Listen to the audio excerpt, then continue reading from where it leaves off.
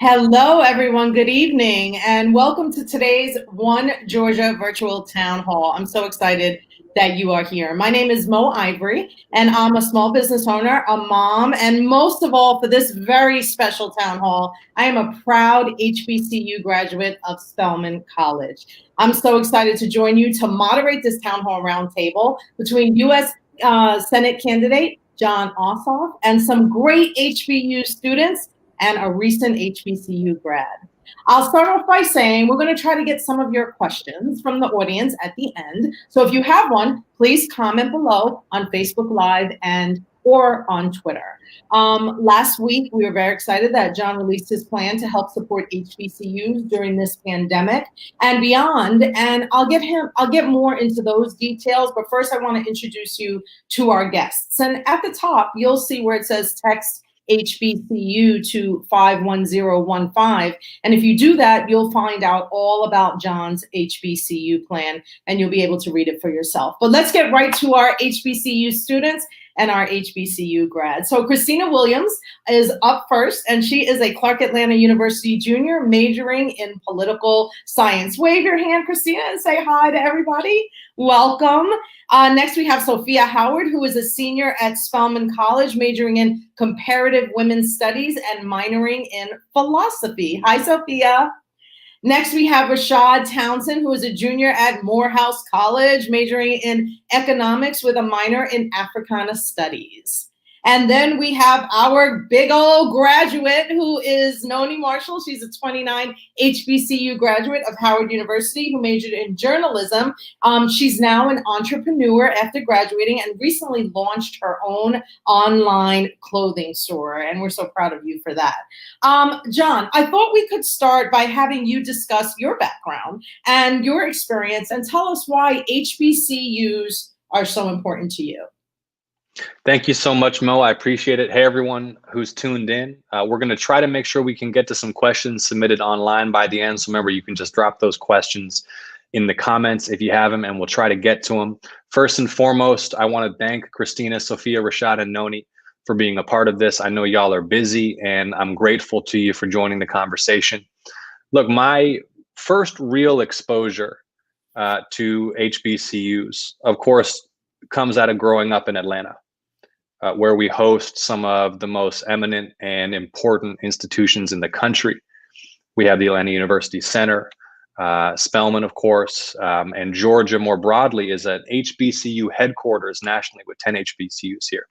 But my appreciation for the importance of these institutions was deepened by working for two members of the Congressional Black Caucus. And my first ever exposure to public service, to politics or government was working briefly for Congressman Lewis, who became my mentor and who taught me the importance of these institutions. And then I worked for years for Congressman Hank Johnson, himself an alum of what was Clark College when he was there, what's now Clark Atlanta University.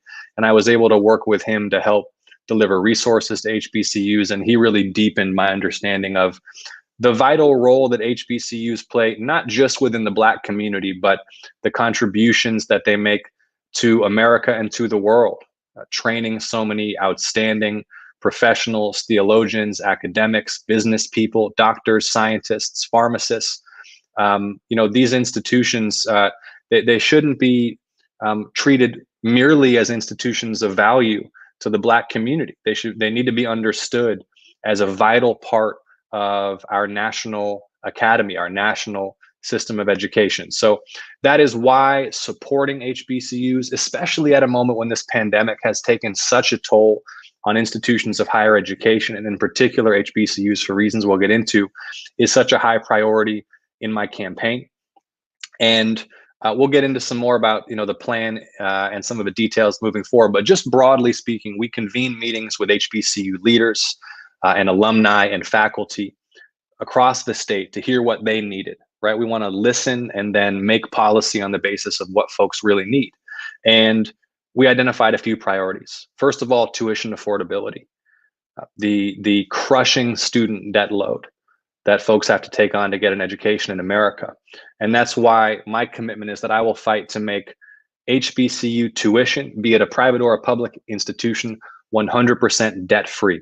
You should not have to take on a penny of debt to get a college degree from an HBCU. Second of all, investment in facilities and maintenance and infrastructure. That means buildings, that means technology, that means clinics on campus. Third, we got to talk about endowments, right? And this is one of the places where HBCUs need the most support, because endowments are like the nest eggs, the savings accounts that universities have that yield resources every year and give stability in a crisis. And HBCUs need help building endowments that are on par with what many other institutions in America have. And the federal government has a role to play there.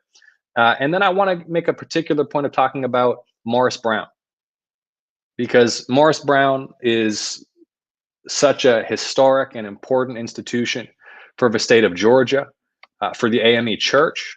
And what's happened at Morris Brown, losing its accreditation, seeing the student body, become so small, has been tragic. And I'm really encouraged by the new leadership at Morris Brown. The commitment I've made is that in my first term in the Senate, I will do everything in my power to help Morris Brown achieve full accreditation and a full student body again.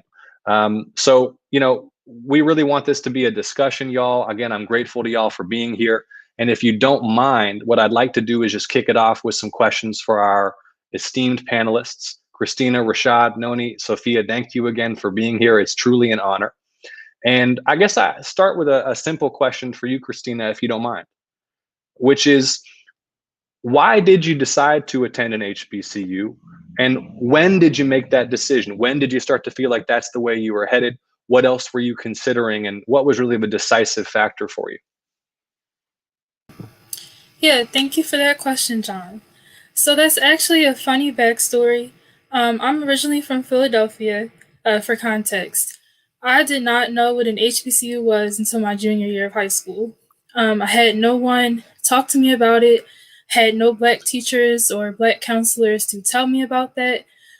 Just kind of coincidentally, my junior year of high school, I went on an HBCU tour. And I came to Atlanta and I visited the AUC, and I also visited Howard and some other HBCUs. And I just felt right on campus. I felt appreciated, I felt important, I felt valued, and I knew that that was a feeling that I couldn't get anywhere else. It's really unmatched, and it's just a really safe space. And I knew that that was the right place for me to be to get my education. Thank you so much. And you mentioned that feeling of security. And one of the things, Christina, I'd love to get your thoughts on this. And this is, we're just trying to be really candid and open here. That's really important. One of the things that I heard from HBCU leaders was that they need more resources to grow programs in vital fields like education, healthcare, and that one of the interesting things about education and healthcare is that when there's underrepresentation of Black doctors and Black teachers, that impacts students who may never have a Black teacher growing up, and patients in our healthcare system who don't have doctors who necessarily either share their experience or that they feel like they can relate to. How did that impact your experience growing up in school, and did that really play a role in making you feel like you wanted to go to an HBCU? Yes, so I went to very diverse schools throughout my entire education, but I've never been able to so directly see people in the spaces where I want to be. Every day when I look at my professors now, I can see them in the places where I see myself 10 or 15 years from now. And I learn everything from a perspective that's more realistic and relatable to my experience as a Black person in America. And I think that those things are really important, again, that you really can't get a lot of other places besides an HBCU. Thank you so much, Christina, and thank you for being open and sharing your experience like that. And I want to shift a little bit and speak to you, Sophia, about something that I know is of particular concern to you. And you have been a leader in mentorship for young men and boys in Fulton County. and you have worked with those mentees who are trying to envision their own future, who in many of the cases, as I understand it, the young people that you're working with who lack resources. And how does access to scholarships at HBCUs, and how could the realization of this vision that we're talking about, and I want us to believe in it because we can achieve it, of not having to take on a single penny of debt to get an education at an HBCU, how could that transform the life trajectories and opportunities for the young men and boys that you mentor?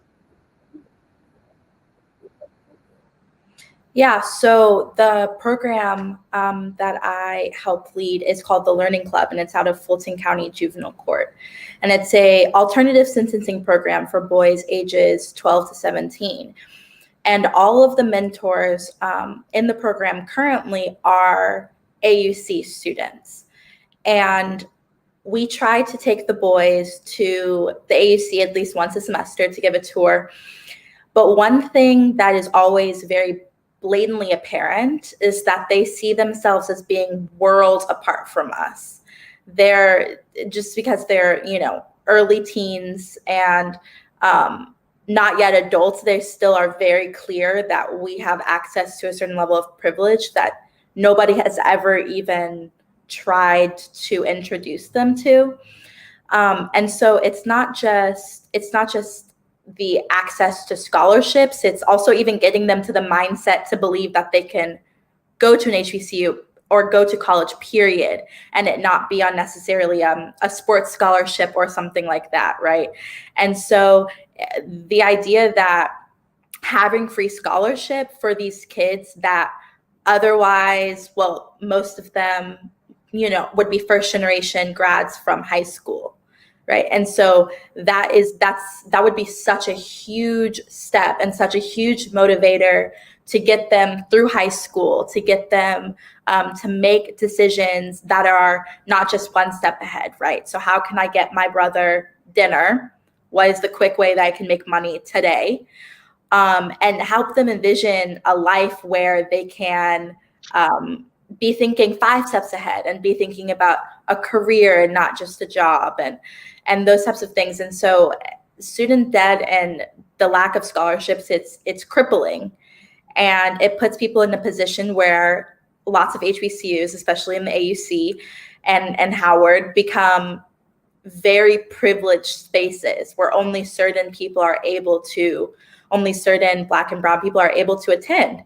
And that's just not what they should be. And that's not what the United States needs from them right now.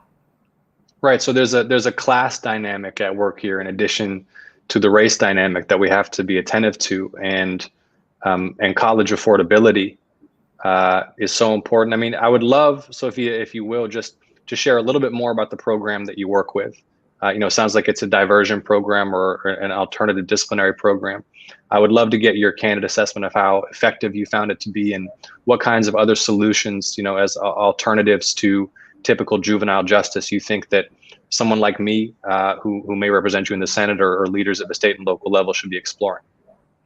Yeah, so I think that just the background of juvenile detention centers in the United States, they were created to be different from the adult penal system, right? And so I work both in that court, and then I also have a program in a women's prison. And so I see the difference in, I guess, the leniency and treatment and in punishment. But one thing that's very, very clear is that before these boys, if they're stopped or arrested, and that becomes a whole police relations piece, right? Because lots of them are pulled out of school to be arrested. They're different laws, like they're standing outside of gas stations close to the stadium. And as that area is being heavily gentrified, police don't want them to stand outside of those spaces, and they will pick them up for that. But before they even get to the court, it's very clear that all of these other systems have failed them. And another Spelman alum who works for the Southern Poverty Center told me one time when she was talking to me about my work with the program that the criminal justice system is the system that these kids fall into when every other system has already failed them.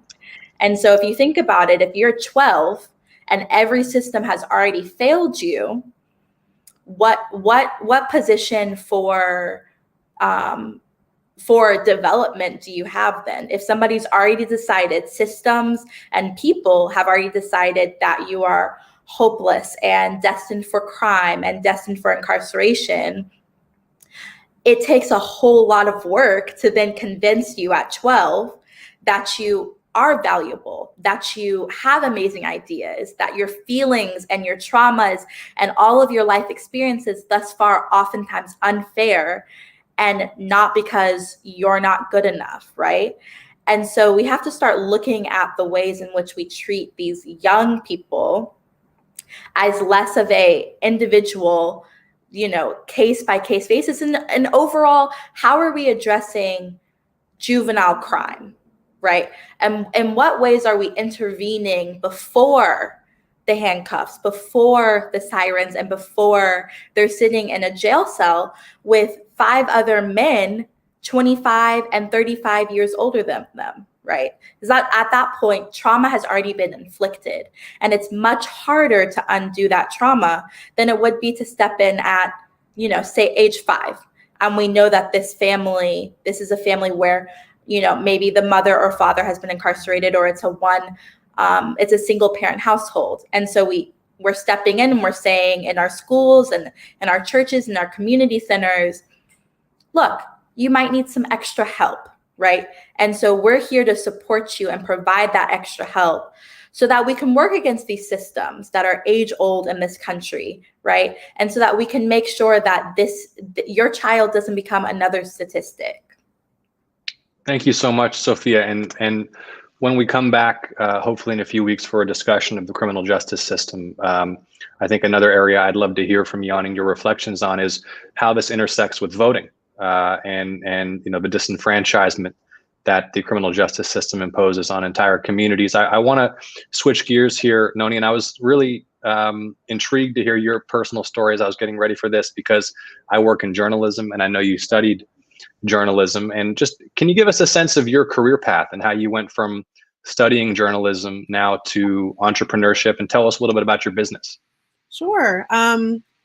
So starting in high school, I think maybe junior year, I decided that I wanted to go into journalism. I've always been a writer, and I've always been into theater, the performing arts, and things like that. And so I thought that journalism, and particularly broadcast journalism, was a good way to marry those two things. I loved, talking in front of people, hosting events, things like that, and then also doing leadership through writing. And so I got to Howard, joined the School of Communications, loved it all the way through, enjoyed being able to anchor our newscast and things like that, loved the School of C through and through. And then senior year came, everything hit the fan, as it always does, senior year. And so I was still enjoying it. I still liked writing. I still saw myself having a future as an anchor, many, many years down the line. I ended up graduating, and then I went to a journalism conference for Black journalists. And I realized, my passion is not here anymore. And I was getting job offers. My parents were super excited, and you know how parents are, and they want you to talk to everyone they know that's a journalist, and they want to get you plugged in with everyone in the church and in the community and everyone that is in your field, right? Because they want you to get a job. That's what parents do. And so as I started connecting with these people and talking to these people, I realized that my heart wasn't in it anymore. And I had two options. I could either just keep trucking and get that job and do what was expected of me, or I could use this time to hit that other path, take that fork in the road, and just kind of blaze my own path. And so that's what I decided to do. I wanted to make sure that I wasn't in a job that I was miserable in, or that my heart wasn't fully in.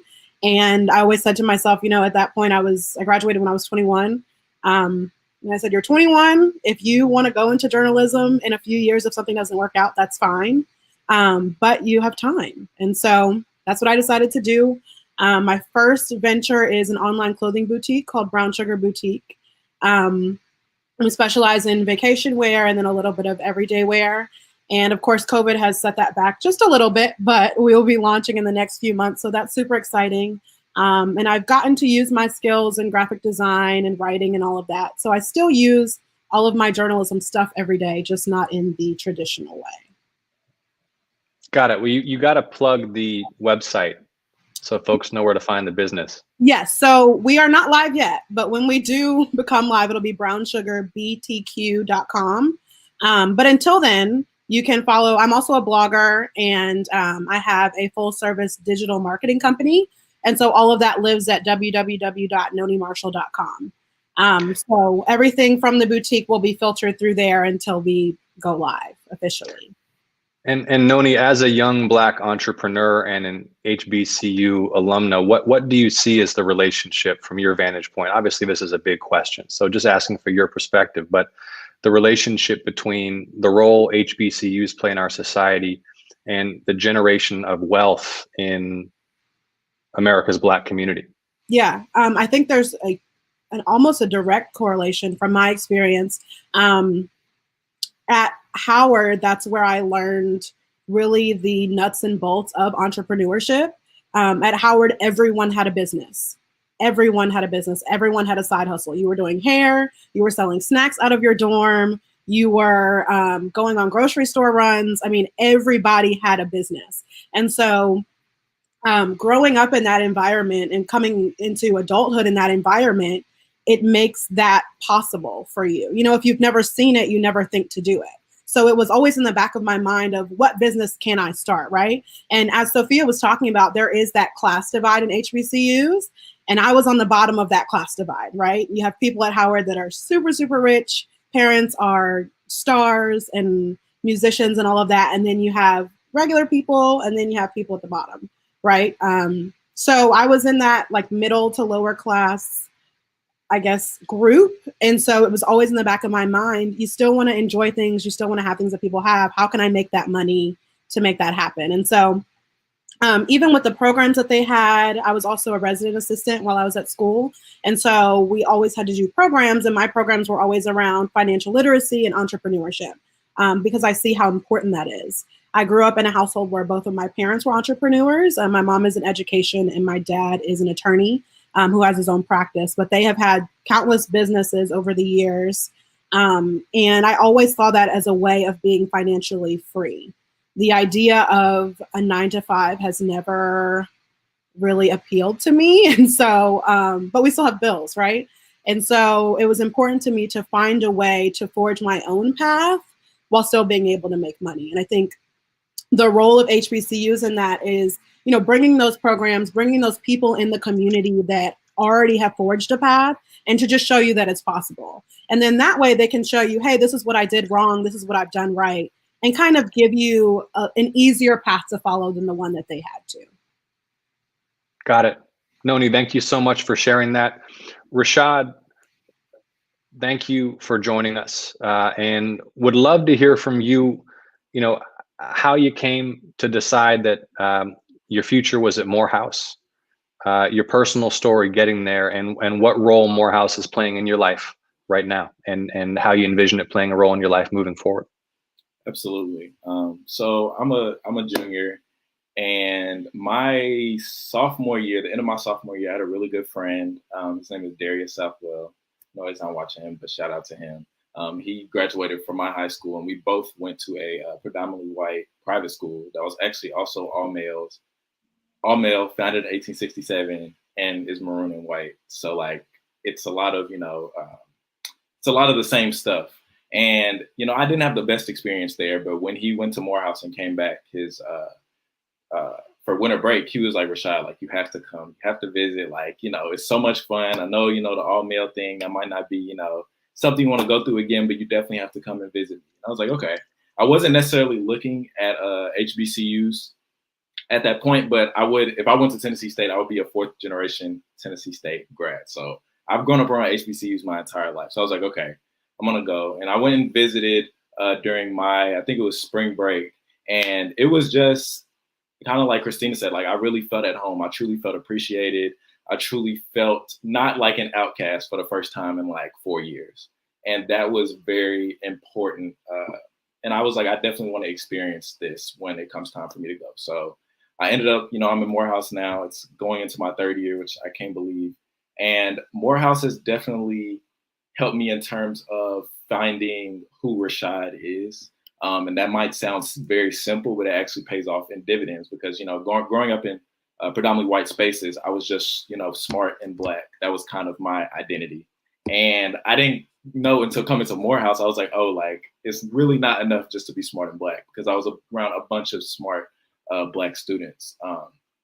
And ultimately it's become, I've seen, the confidence that I've had by coming to Morehouse, I've seen it definitely shine in different corporate spaces, different places I meet, like people, that's almost one of like the first things people say about students from HBCUs. They have just a different confidence level about them in the way they speak, the way they move, the way they act. And that just pays off dividends for the Black community. And I know it'll pay off dividends for me in the future. Wow, so you had that experience of almost a total inversion from going from that predominantly white prep school then to an HBCU. Yeah. And where do you see, I mean, I don't want to put you on the spot, Rashad, and you're a junior, so you got all the time in the world to map out your future. But I would love to hear if you've got some sense or inkling of ambition or where you're headed. Where do you see things going from here for yourself? Oh, okay. Well, this past summer, I actually interned with Accenture, the management consulting firm. And I definitely see myself doing that probably for the next few years. But ultimately, I want to be a community and economic developer.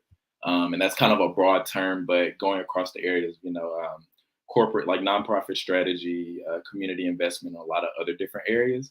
Like I said, it's broad. So I know it's a long journey for me to get there. And there's a lot of different ways for me to pivot. But ultimately, I just want to go to under-resourced communities and, give them resources. Well, thank you for sharing your story with us, Rashad. Much appreciated. Absolutely. Yes, I want to say, first of all, that I am so proud of you guys. I hear the way that you're speaking and expressing yourselves. And as a Spelman grad, I understand exactly where that upbringing comes from, and how you present is exactly the way that we've learned to be confident in ourselves and speak well. And it just shines through. And I just feel so proud of all of you for the things you're involved in and the issues and the way you're able to articulate it. So I just want to say that. And then I want to say thank you to John for, really putting your heart into coming up with an HBCU policy, because it is so important. I am one of those grads that even in my 50s, I am still paying back my loans. So when I went to college, I had a mom who was a single mom and had 2 daughters at Spelman at the same time. So of course we had to get student loans. So the idea of trying to put policy in place that HBCUs would be free, whether public or private, is just an amazing idea. And I just hope that that can happen. So I want to flip the script a little bit. I know the students have some questions for you, John. And so I want to start off with Christina. Why don't you go ahead and ask your question? Yes, my question is, John, how will your plan attract more HBCU students? Thank you, Christina, for the question. And, I just encountered in my discussions with every alumni leader, every faculty leader, every administrator, that there are 2 real impediments to growing these institutions, right? And the first is just the tuition, the expense of tuition. And when you've got institutions like HBCUs that are serving predominantly a community that's already deprived of wealth, and particularly generational wealth and resources for philanthropy and access to capital, that's even more important. And HBCU grads and Black college alumni in America have significantly higher debt on average than other college alumni, even Black alumni of predominantly white institutions. So the big picture here is, I don't think you should have to take on a penny of debt to get a great education. It just doesn't make any sense. And when you think about how our government spends its resources, The federal government gives basically free money to Wall Street banks on a daily basis so that they can keep running their businesses how they run their business. The federal government spends vast sums of money on war. The federal government spends vast sums of money on subsidies for well-connected political donors and powerful industries. But then Americans are saddled with decades of debt, often at punitive interest rates, to get skills and enlightenment that are going to make us better able to contribute to our society. And so that's why that debt-free college promise for public colleges and all HBCUs, I hope, Christina, to your question, will help open the opportunity to attend HBCUs to more young people. And the second is that endowment growth piece, and it's not something that gets talked about a whole lot, but you've got some major universities in the United States with like multi-billion-dollar endowments. And that creates financial stability. It yields interest every year that can be reinvested in programs. It means that when something like COVID-19 comes along, there's that sturdy reserve of cash to get through an unforeseen crisis. And HBCUs don't have those endowments that are as strong and as significant as they need to survive times like these without help, and also to invest in growth and to expand scholarship programs. So true. So true. Okay, I know Sophia had a question next. Hi, Sophia. Hi. John, I'm wondering what you were talking about, this generational wealth piece, and that's so important. And I'm wondering what you think that this legislation would do for long-term generational wealth in the Black community. Yeah, and I want to talk about this in terms of a sort of virtuous cycle that we need to get going of investment and reinvestment. Because, for example, when we expand programs in engineering and entrepreneurialism and business at Georgia's and America's HBCUs, and when we are able to get more brilliant young people, no matter their class, no matter their wealth, no matter their connections, into those programs to get trained in business administration and management and finance, then we're going to have more representation for Black Americans in enterprise and business, and more brilliant young entrepreneurs like Noni who can start businesses and access capital and create wealth. And in so doing, generate Black wealth in America. And then the way this becomes a beautiful cycle is that wealth, that generational wealth and community wealth, it becomes reinvested in philanthropy.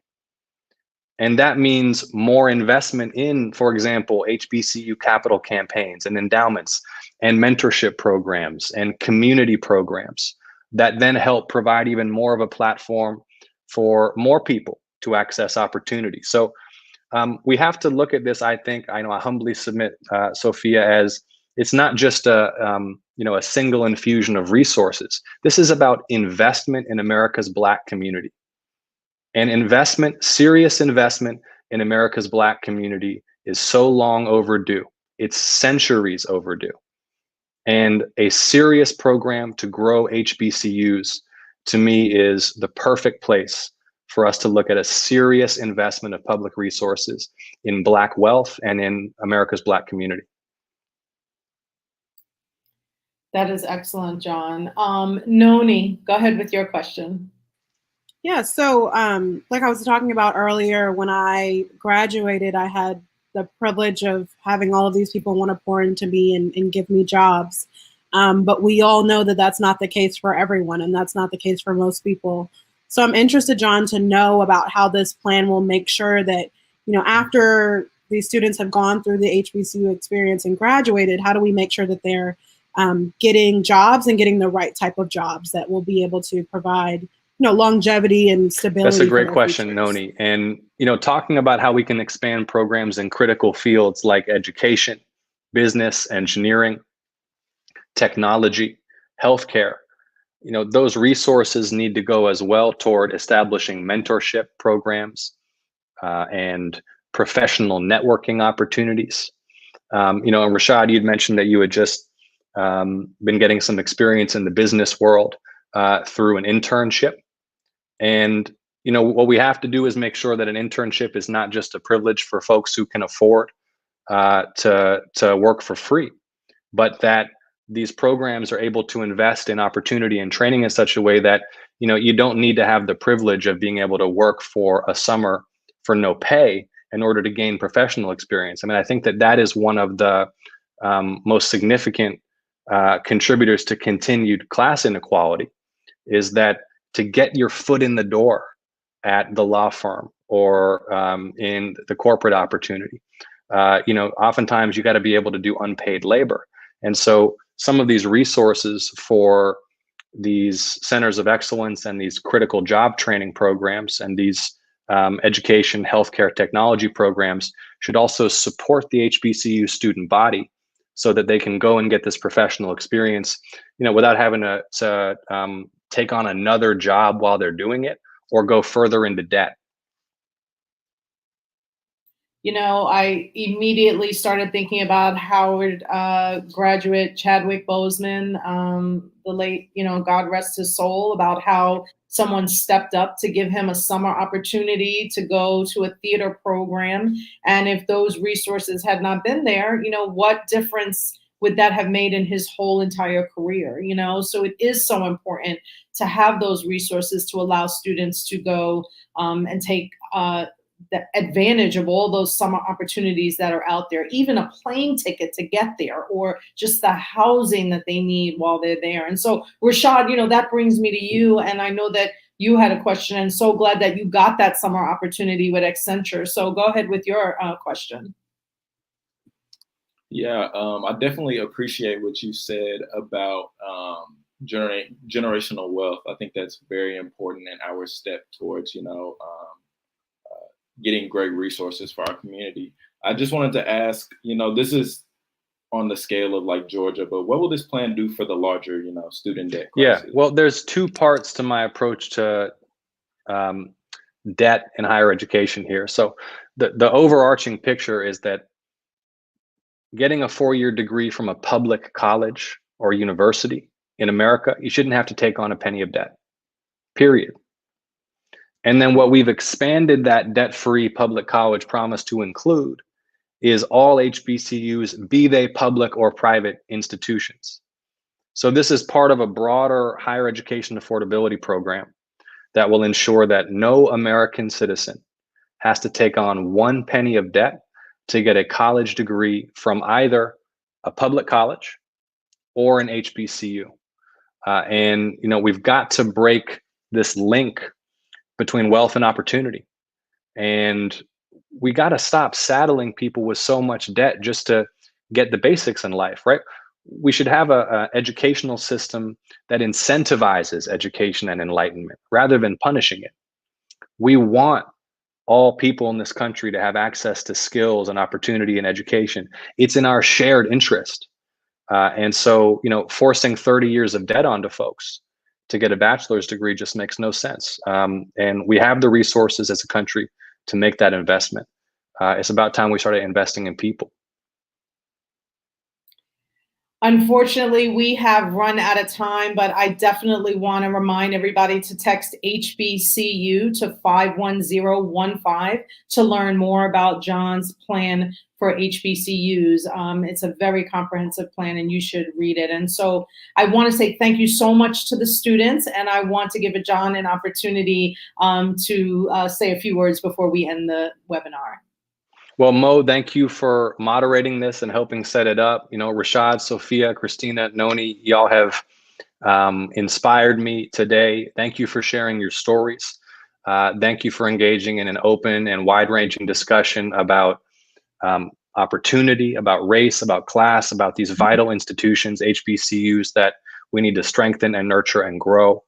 I really appreciate you. I wish you all the best in your continued education and your careers. I wish the best to your families. I wish you good health. You have my gratitude for being here, and Mo knows how to get a hold of me. So if you have any follow-up questions, you want to give me a shout, just reach out. And everyone watching at home, hey, sorry we weren't able to get to the questions from the folks online. We were just having such a great discussion here, but we'll be back soon with another One Georgia Town Hall. This was our special HBCU roundtable. Peace, everybody, and much love. Good night, everyone.